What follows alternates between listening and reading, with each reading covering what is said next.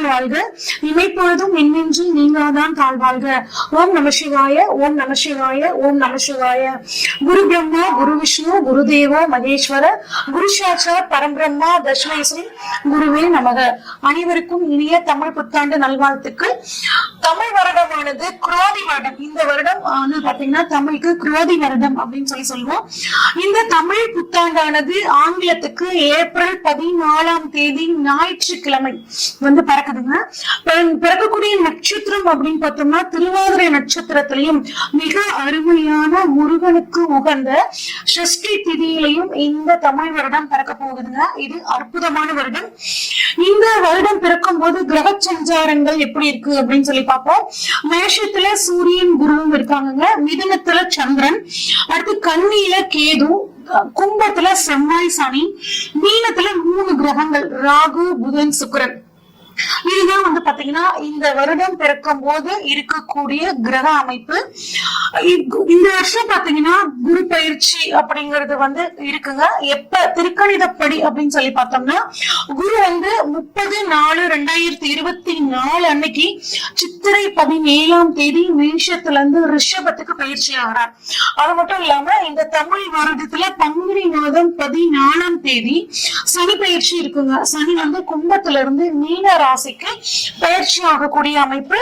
அது மட்டும் இல்லாம இந்த வருடம் பங்குனி மாதம் 14 ஒரு விசேஷமான ஒரு நாள்ங்க. ஏன் அப்படின்னா 6 கிரக சேர்க்கை அந்த நாள்ல நிகழ போகுது. என்னென்ன கிரகங்கள் அப்படின்னு பார்த்தோம்னா சூரியன், சந்திரன், புதன், சுக்கிரன், சனி, ராகு அப்படின்னா பாத்தீங்கன்னா 6 கிரகங்கள் இந்த நாள்ல ஒரே ராசி மீன ராசியில நிகழ போகுதுங்க. இந்த மாதிரி அமைப்பு மறுபடியும் 2070 தான் நடக்க போகுது. 1962 பாத்தீங்கன்னா 8 கிரகங்கள் ஒரே ராசியில இருந்துச்சு. அதுக்கப்புறம் இப்ப நமக்கு இந்த வருடம் பாத்தீங்கன்னா இந்த வருடத்துல பங்குனி மாதத்துல 6 கிரக சேர்க்கைகள் நிகழ போகுதுங்க. இதனால நிறைய உலகத்துல நிறைய மாற்றங்கள் நிகழக்கூடிய ஒரு அமைப்பா இந்த வருடம் குரோதி வருடம் இருக்க போகுது. இந்த வருடத்துக்கான பொதுவான பலன்கள் என்ன அப்படின்னா வியாபாரத்துல ஒரு நல்ல முன்னேற்றம் இருக்குங்க. கல்வித்துறையில புதிய புதிய சீர்திருத்தங்கள் வரப்போகுது. பத்திரிகை துறையில இருக்கவங்களுக்கு ரொம்பவே நல்லா இருக்கும். பதிப்பகத்துல இருந்தவங்களுக்கு இந்த வருடம் செழிப்பாக இருக்கும். ஏன் அப்படின்னா நிறைய பேர் புத்தகங்கள் படிக்க ஆரம்பிப்பாங்க. அதனால புத்தகத்துறை பத்திரிகை துறை ரொம்ப நல்லா இருக்குங்க. மருத்துவத்துறையில புதிய புதிய கண்டுபிடிப்புகள் நல்லா இருக்கும். வானியல் ஆய்வு அதாவது அஸ்ட்ரானமி ஃபீல்ட்ல ரொம்பவே இந்த வருடம் நல்லா இருக்கும். இந்தியாவுக்கு பாத்தீங்கன்னா வெளிநாட்டு உதவிகள் நிறைய கிடைக்கும். ஆடி மாதம் 3ஆம் தேதியிலிருந்து ஐப்பசி மாதம் 12ஆம் தேதி வரைக்கும் ஒரு நல்ல மழைப்பொழிவு இருக்குங்க. கலைத்துறையினருக்கு நன்மை. கலைத்துறையிலிருந்து ஒருத்தர் அரசியலுக்கு வர்றதுக்கான வாய்ப்புகள் இந்த வருடம் நல்லாவே இருக்கு. பெண்களுக்கு ஒரு நல்ல முன்னேற்றமான வருடம். ஐப்பசி மாதம் 20ஆம் தேதியிலிருந்து மார்கழி மாதம் 13ஆம் தேதி வரைக்கும் பெண்கள் தங்களது துறையில் மிகச்சிறந்த சாதனைகளை படைப்பார்கள். இயந்திர உற்பத்தி பாத்தீங்கன்னா அதிகமாகும். பெண் கலைஞர்களுக்கு கலைத்துறையில் இருக்கக்கூடியவர்களுக்கு பாத்தீங்கன்னா பாராட்டுக்கள், விருதுகள் நிறைய கிடைக்கும். ஆஸ்கர் அவார்டு மாதிரியான அவார்டுகள், உயரிய விருதுகள் அவங்களுக்கு கிடைக்கிறதுக்கான வாய்ப்புகள் நிறையவே இருக்குங்க. அடுத்து வெளிநாட்டு பொருள் ஏற்றுமதி இறக்குமதி தொழில் பாத்தீங்கன்னா ரொம்ப நல்லா இருக்கும். மக்கள் கிட்ட கண்ணில கேடு இருக்கிறதுனால மக்கள் கிட்ட தெய்வ பக்தி ஆன்மீக விஷயங்கள்ல பாத்தீங்கன்னா நாட்டம் அதிகமாகும். ஆனா விஷ காய்ச்சல் ராகு மீனத்துல இருக்கிறதுனால விஷ காய்ச்சல் மூலியமாக சில தொந்தரவுகள் வரும். ஆனா அதுக்குரிய மருந்துகள் சரியா கண்டுபிடிக்கப்பட்டு அந்த வியாதிகள்ல இருந்து வெளிவரத்துக்கான ஒரு சூழலும் கிடைக்கும். ஏன்னா மருத்துவத்துறை சூப்பரா இருக்க போகுது. புதிய மாவட்டங்கள் பாத்தீங்கன்னா தமிழ்நாட்டுல பொறுத்த வரைக்கும் நிர்வாக வசதிகளுக்காக பிரிக்கக்கூடிய ஒரு அமைப்புல இருக்குங்க. அடுத்து கம்ப்யூட்டரோட விலை, அதுக்கப்புறம் தொலைத்தொடர்பு சாதனங்களோட விலை கொஞ்சம் உயரும். ஆன்லைன் பிசினஸ் ரொம்ப நல்லா இருக்குங்க. ஆனா ஆன்லைன் மோசடிகள் அதிகமா நடக்கிறதுக்கான வாய்ப்புகள் இருக்கு. பணத்தை இன்வெஸ்ட் பண்ணும் போது ஆன்லைன்ல கொஞ்சம் கவனமா இன்வெஸ்ட் பண்ணிக்கிறது நல்லதுங்க. விவசாயம் நல்லா இருக்கும். விவசாயம் சார்ந்த மதிப்பு கூட்டு பொருட்களுக்கு நல்ல ஒரு விலை கிடைக்குங்க. விளையாட்டு துறையில இந்தியா மிகச்சிறந்த சாதனையை படைக்கும். இது பொதுவான பலன்கள்ங்க. இப்ப நம்ம ஒவ்வொரு ராசிக்கும் பாத்தீங்கன்னா இந்த தமிழ் புத்தாண்டு பலன்கள் எப்படி இருக்கு அப்படின்னு சொல்லி பார்ப்போம். கும்பராசிக்காரங்களுக்கு இந்த தமிழ் புத்தாண்டு பலன்கள் எப்படி இருக்குன்னு சொல்லி பார்ப்போங்க. இதனால் வரைக்கும் பாத்தீங்கன்னா கடந்த கிட்டத்தட்ட 5 வருட காலமாக சனியோட கண்ட்ரோல்ல நீங்க இருந்துட்டு இருக்கீங்க. ஏகப்பட்ட பிரச்சனைகள், பணப்பிரச்சனை, நம்ம ஒண்ணு சொல்றோம் அடுத்தவங்க ஒண்ணு புரிஞ்சுக்கிறாங்க. எக்கச்சக்கமான பிரச்சனைகளும் துன்பங்களையும் நாங்க சந்திச்சுட்டு இருக்கோங்க. சனியும் பாத்தீங்கன்னா ஜென்மத்துல உட்கார்ந்து இருக்காரு. குரு 3ஆம் இடத்துல போய் மறைஞ்சிட்டாரு, வந்து 2ஆம் அதிபதி 3ஆம் இடத்துல இருக்கு, மறைஞ்சிட்டனால எங்களுக்கு பணவரவு கிடைக்கலைங்க, எதிர்பார்த்த பணவரவு எங்களுக்கு சுத்தமா இல்ல அப்படின்னு ஃபீல் பண்ணிட்டு இருந்த இந்த கும்பராசிக்காரங்களுக்கு இந்த வருடம் ஓரளவுக்கு நன்மை தரக்கூடிய வருடமாக இருக்குதுங்க. குருவோட அருள் உங்களுக்கு பரிபூர்ணமாக இருக்கு. 3ஆம் இடத்திலிருந்து மறைஸ்தானத்திலிருந்து குரு 4ஆம் இடத்துக்கு வர்றாருங்க, சுகஸ்தானத்துக்கு வர்றாரு. அதனால சுகஸ்தானத்தில் இருக்கக்கூடிய குரு உங்களுக்கு அனைத்து விதமான சுகங்களையும் கொடுக்க போறாருங்க. அதே மாதிரி 2ஆம் இடத்துல ராகு இருக்குங்க, பணவரவு ஸ்தான இடத்துல ராகு, புதன், சுக்கிரன் இருக்காருங்க. இந்த 3 கிரகங்கள் மூலியமாகவும் உங்களுக்கு பணவரவு அப்படிங்கிறது உங்களுக்கு இருக்குங்க. அதுவும் ராகு குறிப்பா திடீர் பணவரவை கொடுப்பார், திடீர் அதிர்ஷ்டத்தையும் யோகத்தையும் கொடுக்கக்கூடியவர். அவர் மூலியமாக உங்களுக்கு பணவரவு நல்லா இருக்குங்க. நீங்க எப்பயுமே பேச்சுல ஒரு நிதானம் இருக்குங்க. கும்பராசிக்காரங்க பொறுமையானவங்க அப்படின்னு சொல்லுவாங்க. ஆனா அந்த பொறுமைய சில நாட்களாக நீங்க இழந்துட்டீங்க.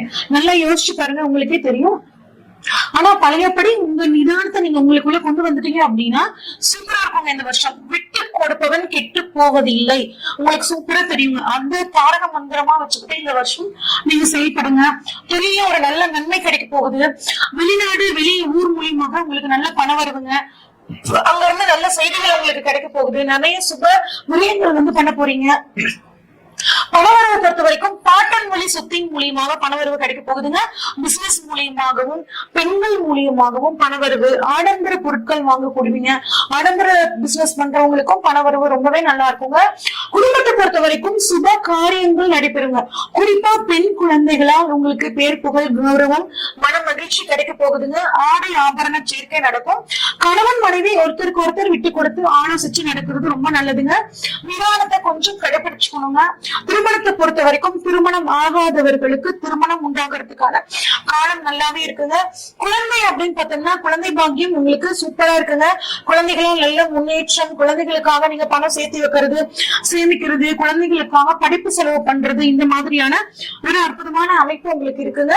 அதே மாதிரி வேலை அப்படின்னு எடுத்துக்கிட்டோம்னா 6ஆம் அதிபதி வந்து பாத்தீங்கன்னா 5ங்க. 6ஆம் அதிபதி 5ல இருக்கிறது வந்து, அதுவும் 6ஆம் அதிபதி சந்திரன் 5ஆம் இடத்துல இருக்கிறது வெளியூர் வேலை, வெளிநாட்டு வேலையை உங்களுக்கு வந்து ஏற்படுத்தி கொடுக்கும். உத்தியோகத்துல ஒரு இடம் மாற்றத்தை கிடைக்கும். அதுவும் நீங்க விரும்பி இடமாற்றம் கிடைக்குங்க. ப்ரமோஷன்ஸ் கிடைக்கும். ப்ரமோஷன் மூலியமாகவும் இடமாற்றம் உங்களுக்கு கிடைக்கும். அதன் மூலியமாகவும் ஒரு நல்ல பண வரவு அப்படிங்கிறது உங்களுக்கு இருக்குங்க. தொழில் ஸ்தானம் 10ஆம் இடம்ங்க. தொழில் ஸ்தானத்தை பொறுத்த வரைக்கும் உங்களுக்கு குருவோட பார்வை, அதுவும் 7வது பார்வைப்படுது. அப்ப உங்க வாழ்க்கை தொழில் மூலியமாக உங்களுக்கு நன்மை. குறிப்பாக உங்களோட தொழில உங்க வாழ்க்கை துணை ஈடுபடுத்தும் போது தொழில ஒரு நல்ல முன்னேற்றம் ஏற்படுங்க.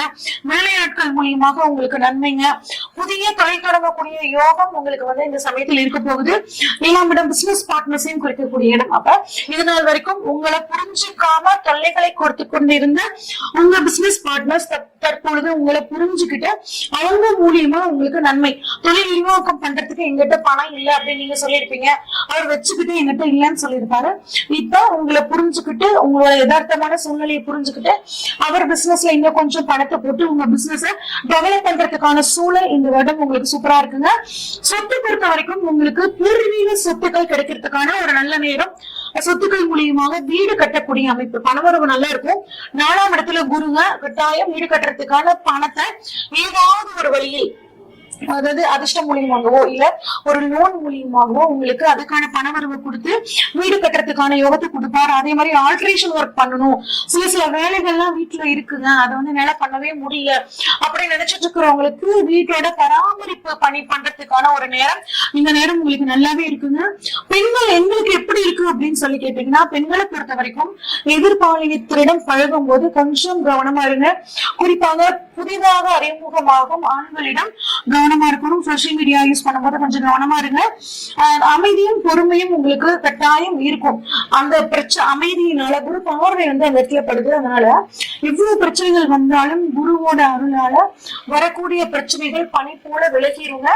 உங்களுக்கு நன்மை கிடைக்கும். சின்ன சின்ன சங்கடங்கள் வந்தாலும் அந்த சங்கடங்கள் அனைத்தும் உங்களுக்கு நன்மையாக முடியும். ஒரு நல்ல வருடமா உங்களுக்கு இருக்க போகுதுங்க. ஆரோக்கியத்தை பொறுத்த வரைக்கும் உங்களோட ராசியிலேயே சனி செவ்வாய் இருக்காருங்க. சனி செவ்வாய் சேர்க்கை வந்து பாத்தீங்கன்னா கிரக யுத்தத்தை ஏற்படுத்தும்.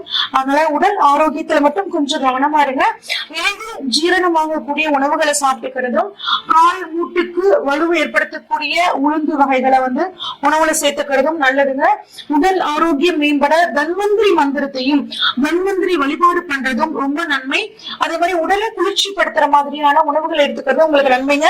பரிகாரம் அப்படின்னா கொள்ளு சாதம் வந்து தானம் பண்றதும், விநாயகர் வழிபாடு மற்றும் சனீஸ்வர பகவான் வழிபாடு உங்களுக்கு மிகச்சிறந்த நன்மையை கொடுக்கும்.